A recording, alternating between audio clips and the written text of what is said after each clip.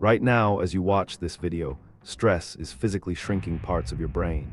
Shrinking, not metaphorically, not as a figure of speech.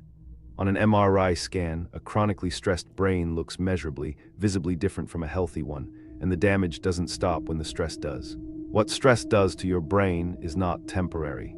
Scientists have confirmed that certain changes to the hippocampus, the amygdala, and the prefrontal cortex can persist for years, even decades after the stressor is gone. Brain shrinks, fear grows. There's a particular study, done on a group of people you would never suspect, that revealed something so disturbing that researchers initially questioned their own data. I'll tell you exactly who those people were and what was found later in this video. But first, you need to understand the mechanism, because by the time we're done, you'll see that the stressed brain isn't just overwhelmed. It's being systematically remodeled into something that is worse at almost everything except being afraid. In the next few minutes, we're going deep inside the neuroscience of chronic stress. The three brain regions under direct attack, why the damage compounds invisibly over time, and what that means for your memory, your decisions, and the way you experience the world. This is not about feeling stressed. This is about your brain being permanently changed. Stay with me. Most people think of stress as an emotion, something you feel when work becomes overwhelming, when a relationship fractures, when the future feels like it's closing in. But stress is not just an emotion. Stress is a biological event that physically reshapes your brain. When you encounter a threat, real or imagined, your brain triggers a cascade of hormones led by cortisol and adrenaline. Heart rate spikes, senses sharpen, energy floods your muscles. This is acute stress, and it is actually protective. It helped our ancestors outrun predators. It helps you perform under pressure or react fast in a genuine emergency. Acute stress saves lives. The problem is not the stress response itself. The problem is when it never turns off. When the threat is your job, your relationship, your financial situation. Things that don't resolve in 5 minutes. Cortisol keeps flooding your system for hours, days, weeks, years. And prolonged cortisol exposure does not merely stress your mind. It begins to physically alter the architecture of your brain. The neurons that fire under stress fire differently. The connections between regions change, and 3 specific brain structures bear the greatest damage. As the neuroscientist Robert Sapolsky, who spent decades studying stress biology, has noted, prolonged stress doesn't just impair brain function. It remodels brain structure in ways that persist long after the stress itself ends. What happens to those structures? That's exactly where this gets dark.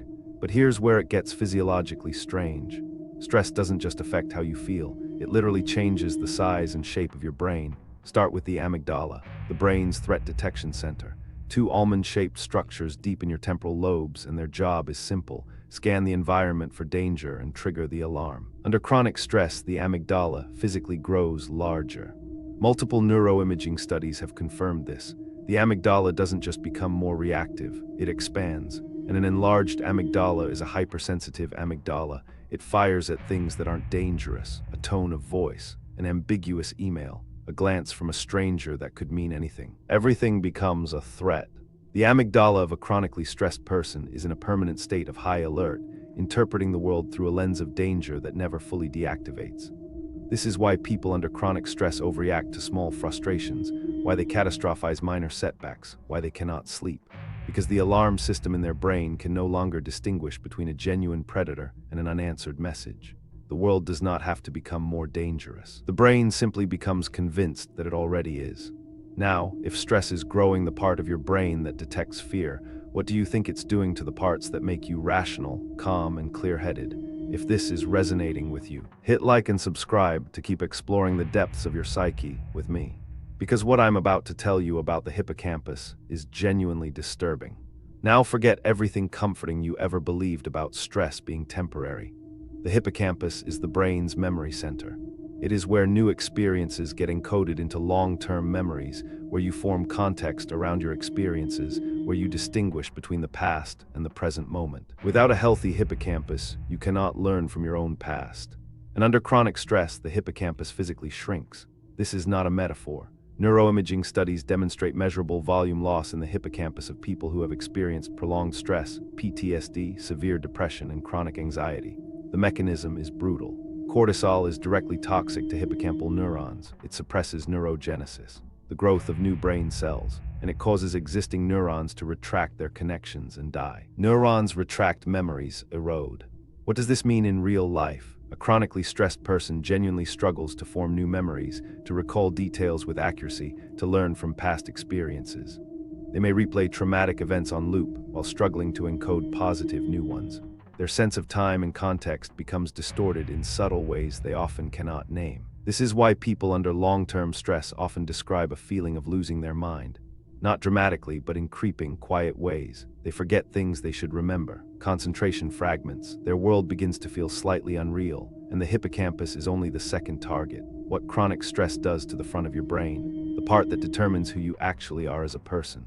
The destruction there is even more chilling. Stop and think about this for a second. The prefrontal cortex is the most evolutionarily advanced structure in your brain. It sits directly behind your forehead, and it is responsible for rational thought, impulse control, long-term planning, empathy, and moral reasoning. It is what allows you to pause between feeling something and doing something about it. The prefrontal cortex is the part of you that makes you distinctly human, and chronic stress systematically dismantles it. Research consistently shows that prolonged stress exposure causes the prefrontal cortex to thin. Neurons lose their dendritic branches, synaptic connections weaken, and measurable gray matter volume decreases. The part of your brain responsible for good decisions is being eroded from within. Under stress, the brain effectively redirects resources away from the prefrontal cortex and toward the amygdala. In evolutionary terms, this makes sense. In a genuine emergency, you don't need nuanced ethical reasoning, you need survival reflexes. But when chronic stress convinces your brain it is always an emergency, this redirection becomes the new default. Logic yields to fear. You become impulsive, short-tempered, unable to plan beyond the immediate. You make decisions based on relief rather than wisdom. Emotional regulation deteriorates. And here is what makes this devastatingly recursive. A weakened prefrontal cortex makes you worse at managing stress, which generates more cortisol, which further weakens the prefrontal cortex. Stress impairs prefrontal cognition while simultaneously strengthening amygdala-driven fear behaviors, creating a self-reinforcing cycle. And what is driving all of this at the molecular level? The next part names the biological engine behind the damage.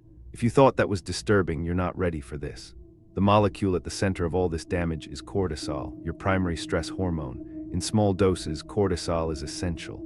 It regulates metabolism, reduces inflammation, and helps you mobilize energy in the morning.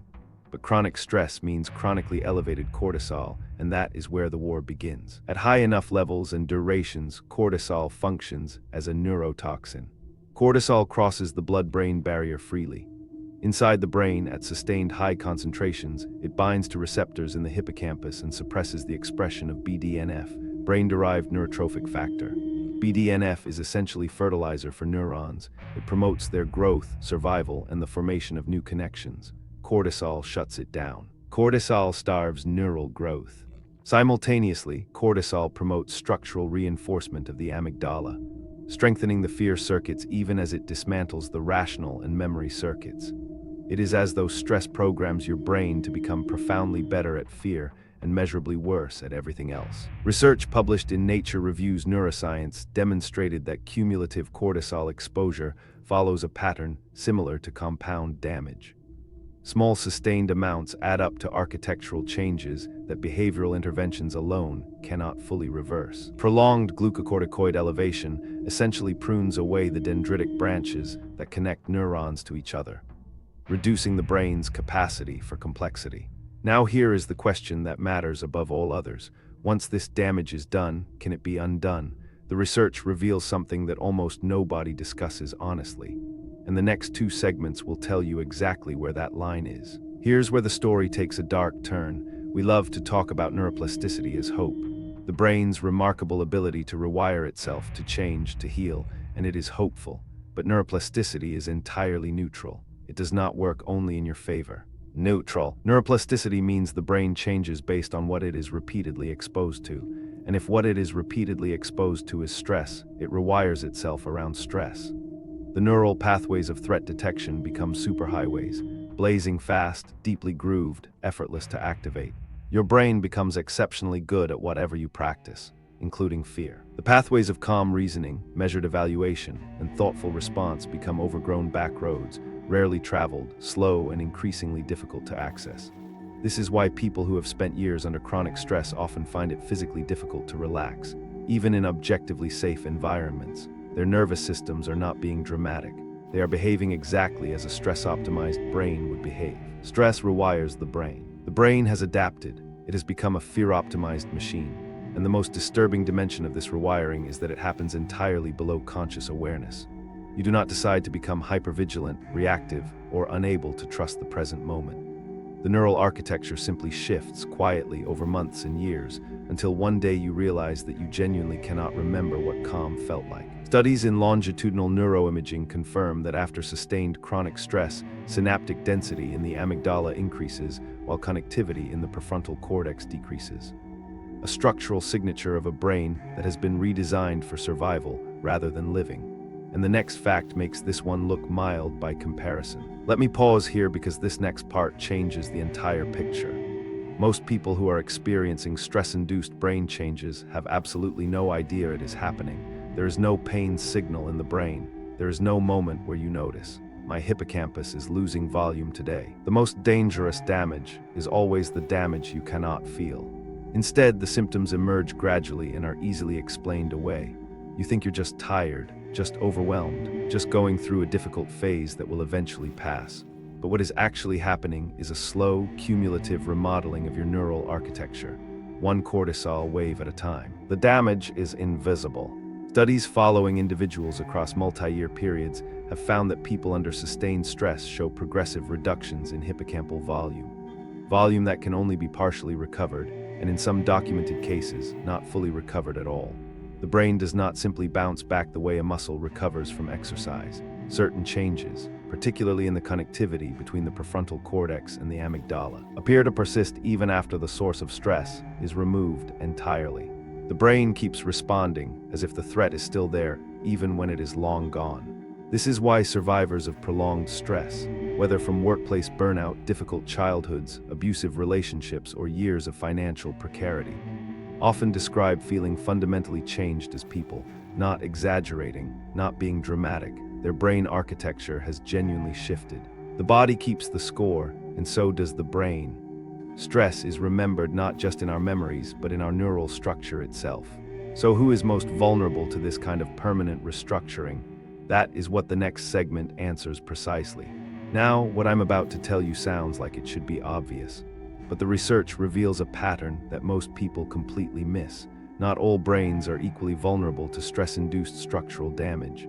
Several factors dramatically accelerate the architectural changes we have been discussing. The younger the brain during exposure, the deeper and more lasting the damage. First and most significantly, age of first exposure.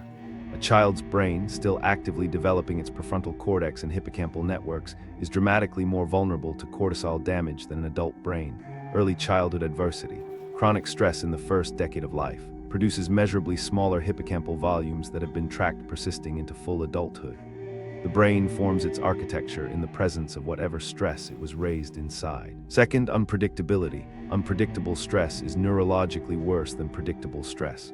The brain can partially adapt to stress it can anticipate, but chronic, random, unpredictable stress, the kind found in volatile environments, keeps the amygdala in permanent, escalated alert because it can never determine when it is safe to stand down. Third, social isolation. Brains with access to genuine social connection show measurably better resilience to cortisol damage. Isolation is not just emotionally painful. It is physiologically amplifying in ways that compound stress effects. 1. Age of first exposure. Younger equals more vulnerable. 2. Duration and unpredictability of chronic stress. 3. Degree of social isolation during stress. 4. Pre-existing neurological vulnerabilities. Stress leaves permanent marks. The combination of these factors creates what researchers call allostatic load, the cumulative physiological cost of adapting to chronic stress. And the people carrying the highest allostatic load have had their brain architecture altered the most profoundly. But here is where the story becomes genuinely surprising, and it answers the question I have been building towards since the very beginning of this video. This is the one that kept me up at night. Remember, at the beginning of this video I mentioned a study, a group of people you would never expect, whose brain scans revealed something that initially shocked the researchers. Those people were long-term caregivers, not combat soldiers, not documented trauma survivors, just ordinary people who had spent years caring for chronically ill family members, enduring the relentless, low-grade, unpredictable stress of watching someone they loved suffer day after day, with no clear end point in sight. Their hippocampal volume was significantly smaller than age-matched controls, and it did not recover after caregiving ended. Even years after their caregiving responsibilities concluded, even after the primary source of stress was gone from their lives, the structural changes remained.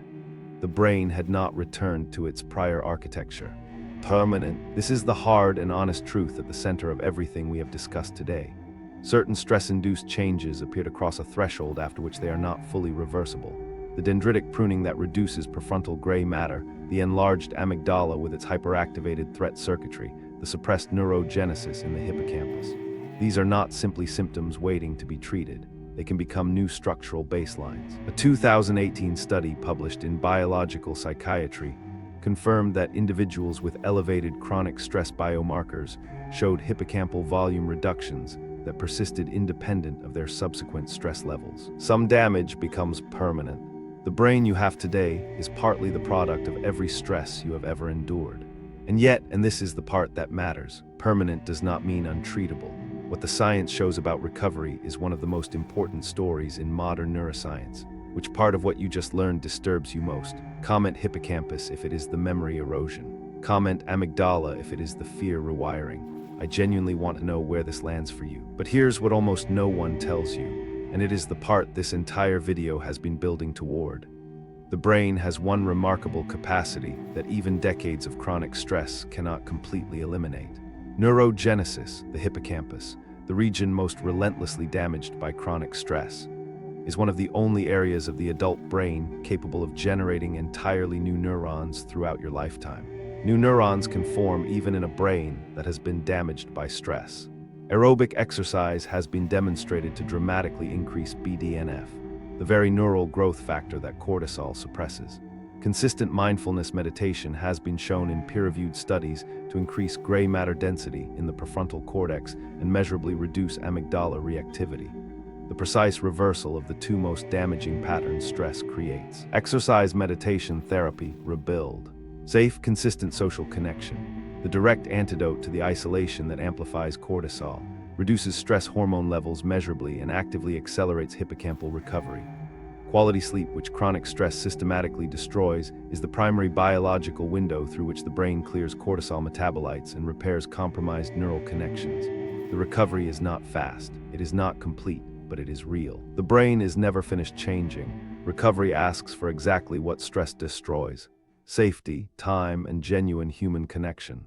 The damage may not be entirely reversible, but the brain is never entirely finished. The brain that learned to fear can also learn safety, if you give it the conditions to do so. This is not a story about hopelessness. It is a story about urgency. The stress you are tolerating right now is not just an emotional experience. It is a physical process happening in the neurons of your brain today. The most important thing you can do for your brain is stop treating stress as acceptable. Not as weakness, not as inevitable, as a medical reality that deserves the same urgency you would give anything else that was quietly damaging the most important organ you own. Welcome to the Psyche Project. What we covered today is not simply neuroscience trivia. It is a portrait of what happens to a human being, specifically to the physical organ of their mind, when they are forced to live inside chronic stress for too long. Stress is not weakness. The hippocampus shrinks, the amygdala grows, the prefrontal cortex thins. The brain is not just overwhelmed. It is systematically remodeled around fear, around threat, around the assumption that the world is dangerous and rest is not safe. And for many people, some of that remodeling persists long after the stress itself has passed. But the brain that adapted to danger can adapt to safety. The neurons that grew under fear can be met with conditions that promote something different. The pathways carved by cortisol can be slowly, imperfectly, but meaningfully redirected. Taking stress seriously is not a luxury. It is an act of protecting your own neurology. This is not about managing stress better in some abstract motivational sense. This is about recognizing that the architecture of your mind is not fixed, and that every day of unaddressed chronic stress is a day the remodeling continues. Between stimulus and response, there is a space. In that space lies our power to choose our response. In our response lies our growth and our freedom. That space is your prefrontal cortex, protected. If you made it this far, comment cortisol clear. It tells me you now understand what is actually at stake inside your own skull. Welcome to the Psyche Project.